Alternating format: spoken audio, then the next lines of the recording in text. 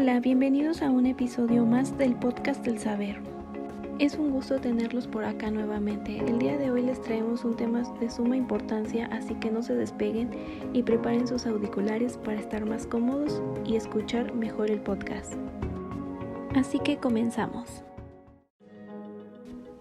Al comienzo del siglo XIX se encontraba una sociedad que muchas personas en el virreinato no siempre estuvieron de acuerdo con los mandatos reales sobre la educación, tales como la expulsión de los jesuitas, la enseñanza obligatoria del castellano en las escuelas, el nombramiento de profesores peninsulares en las instituciones ilustradas, y algunas otras como el menosprecio de los europeos hacia las lenguas indígenas y hacia la capacidad intelectual de los habitantes del virreinato, no importando si fueran criollos o indios.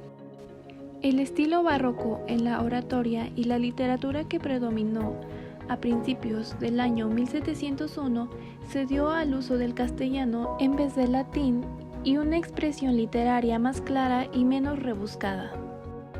Aparte de que la instrucción tradicional con la modernidad ilustrada iba a caracterizar la educación en los años venidores.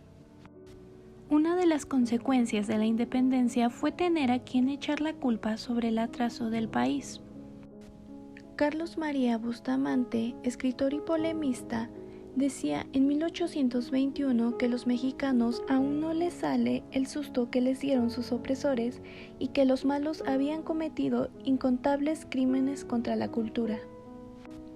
El mito de los malévolos españoles que quisieron mantener en la ignorancia a los mexicanos influyó en el ánimo político y futuro historiador Lucas Alamán. Él observó en que el gobierno español dudaba en si era conveniente extender las luces y la cultura a las clases menos acomodadas en la sociedad. No era de extrañar, decían las autoridades, que los indígenas no conocieran el español, ni pudieran gozar de las bondades del modelo urbano occidental de vida. En 1821 habría una escuela en cada pueblo que tuviera por lo menos 100 habitantes, que serían unas 20 familias, y de esta manera encontrar el modo de llevar las letras a las poblaciones de menor densidad.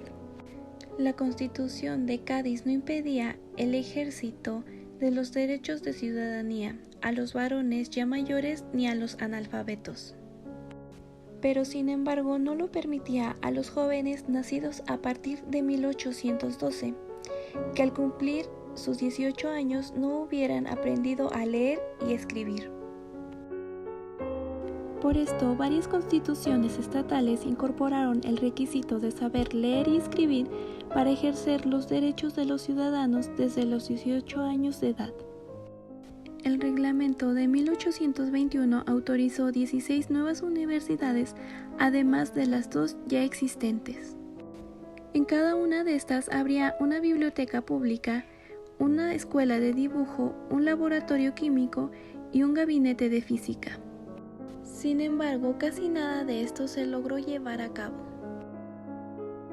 Los ayuntamientos desempeñaron un papel activo en la creación de las escuelas municipales. Les tocaba rentar los locales, financiar y vigilar su funcionamiento, examinar, contratar y despedir a los maestros y evitar el párroco o acreditar la capacidad del maestro para impartir la doctrina cristiana. La propuesta del Congreso en 1823, que consistía en establecer escuelas públicas para niños y mujeres adultas. Esta idea de permitir a la mujer instruirse pasada de la pubertad era muy criticada. Desatender la casa, marido e hijos para asistir a clases contravenía en el esquema tradicional, ya que la soltera dependía de la patria potestad del padre y la casada de su marido.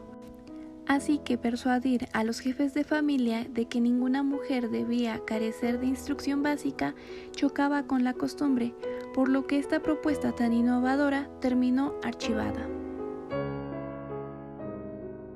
Las ramas científicas se iban especializando en física y química en vez de estar agrupadas bajo la ética de la filosofía. Las instituciones educativas sufrieron un deterioro severo durante la Guerra de la Independencia. La universidad fue ocupada por las tropas realistas y el jardín botánico. La Academia de San Carlos y el Colegio de San Nicolás de Michoacán se encontraba entre los establecimientos que cerraron por falta de apoyo financiero. Sin que sean tan confiables las cifras, en 1843 habían unas 1.310 primarias en el país, con asistencia, según las estadísticas del gobierno, de 58.744 alumnos.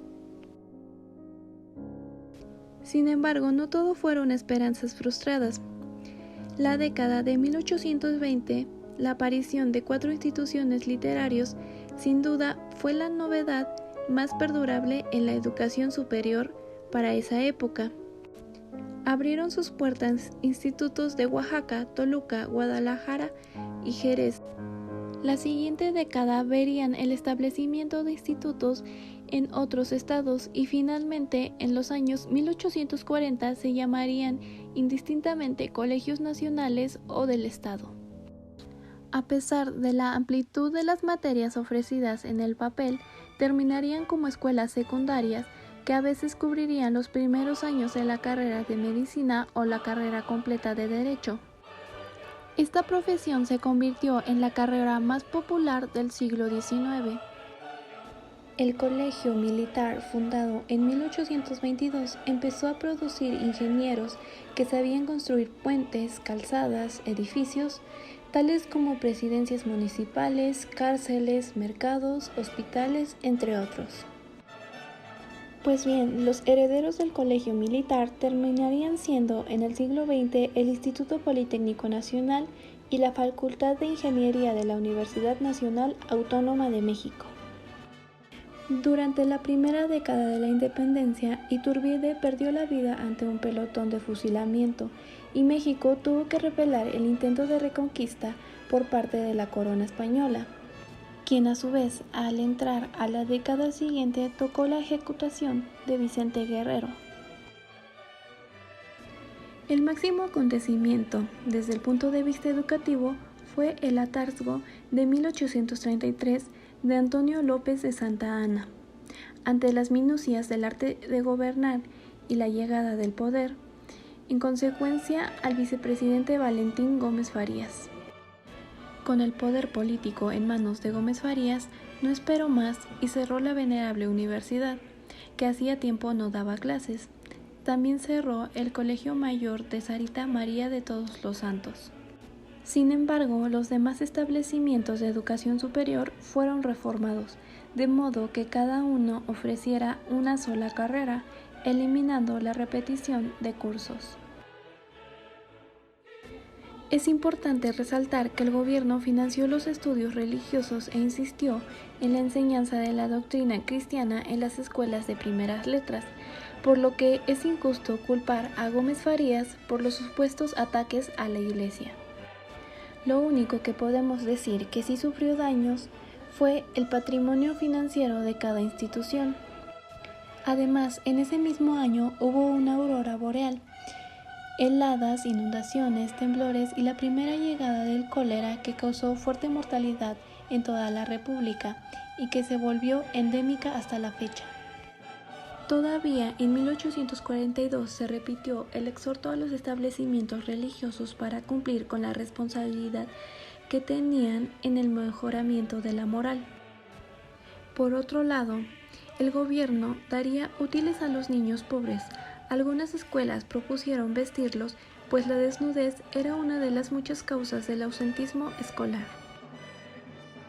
El Colegio de Michoacán en 1830 fue encabezado por un rector ilustrado que convirtió el seminario en el establecimiento de educación superior más avanzado del país. Pero la reacción llegó en 1843 en la persona de un nuevo rector más tradicionalista que desterró las materias que no tuvieran relación estrecha con lo que él denominaba la vida religiosa.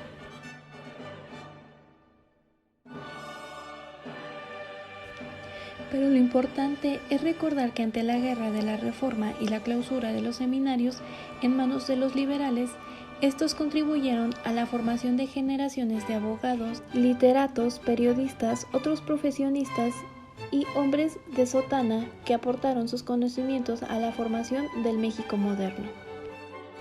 Después, en 1843, gracias a Baranda, el Congreso aprobó un plan general de estudios en el cual se especificaron las materias comunes para todas las carreras y los tiempos para cada una de ellas, como también las becas, los maestros, las instituciones y los presupuestos para sostener la educación secundaria y superior. Es importante decir que Baranda no quería formar maestros ni sabios, sino jóvenes inteligentes, de buenos principios, con las nociones suficientes para reconocer lo que deberían de ser y para aprender a estudiar. El manifiesto más radical del siglo en México fue no colmar el cerebro de textos aprendidos de memoria, sino aprender a ser autodidáctica, poder reflexionar y tener criterio propio. En 1853 se dio la última ley educativa que obligaba a seguir los dictados de la Iglesia. Se decretó que durante media hora cada mañana y cada tarde los alumnos de las escuelas primarias debían aprender de memoria el catecismo del jesuita Jerónimo de Ripalda. Pero sin embargo, en 1873 el presidente Sebastián Lerdo de Tejada expulsó a los jesuitas y a las Hermanas de la Caridad, que también manejaban escuelas de primeras letras. En la década de 1850 fue testigo de profundos cambios en cuanto al camino que debía seguir la sociedad y al papel que debería desempeñar la Iglesia como transmisora de un sistema de valores y de una moral que era el único freno posible al libertinaje y al desorden. Poco después, en 1857, se cambió el artículo a "La enseñanza es libre", 4 palabras que levantaron torretes de discursos, prohibiciones y apoyos. Para algunos políticos significaba que el Estado no intervendría en la educación.